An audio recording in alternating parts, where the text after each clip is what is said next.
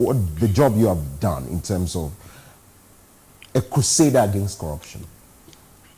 We have your, organizations or think tank or if you like CSOs all around, but it is heightening. The numbers are surging. The appetite to be corrupt is becoming sweeter. And what exactly have you been doing?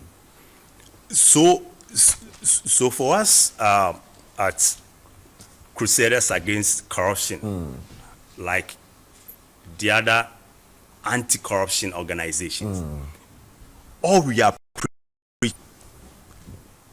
corruption has caused more harm than civil wars. Corruption has pushed more people down to the poverty line than any other activity, especially in sub-Saharan Africa. So all we are saying is that good governance should be anchored on accountability and patriotism. And if you are patriot enough, if you render yourself accountable, you will not be corrupt.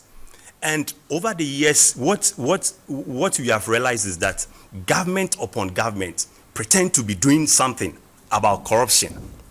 They pretend to be acting. They pretend to hate corruption so much to the core. Yet they come into office and their actions say otherwise. So for us as Crusaders Against Corruption, we want to propagate or let the government here or whoever is in power, not just government officials, because even over here in Ghana, those technocrats in the various departments, in our government institutions, SOEs, some of them are even more corrupt than the politicians we see. Just that they are the technocrats, they know the system, so they're able to go about it and cover it nicely so well that you find it very difficult to uncover it. So what we seek to do is to help Ghana get to a point where we will be a bit corruption free. To get rid of corruption totally, I think it's going to be difficult, but we can do better. We can do better. We can go beyond just the rhetorics and saying we are setting up the office of the special prosecutor to prosecute those who have been involved in corruption and all that, and actually do the work. Get down. For instance, if you look at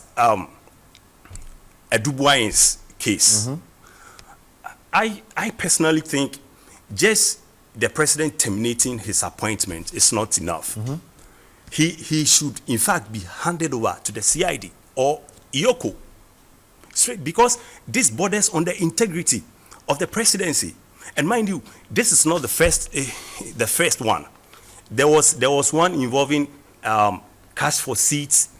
There was one even involving the one who signed the letter that communicated the termination of the appointment of Charles Eugene.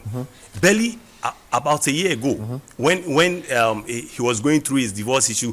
Look at the corruption scandals that came through and all that. But all these guys have been exonerated. That is what makes me think that this is not going to be any other different. Charles Edubua's case, I don't think is going to be treated anything differently. And if it comes up, like you pose a question to my other colleague, if it comes up that tomorrow he's exonerated, will I be too much surprised? I wouldn't be too much surprised, because over the years we have seen them do that.